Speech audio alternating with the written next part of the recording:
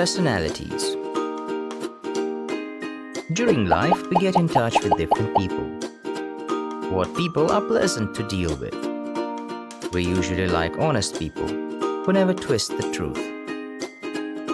Strong, courageous people who take risks and ignore doubts are very popular. Usually, they are determined.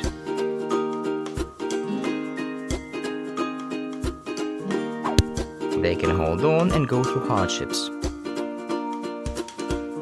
However, we should make allowance for the fact that some of them can rarely breathe a word or give way to emotions.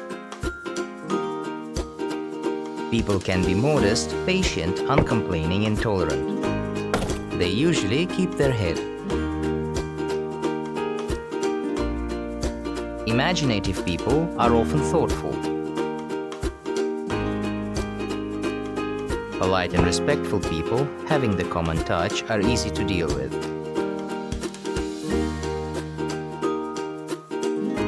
We should be understanding and accept the fact that everybody has drawbacks.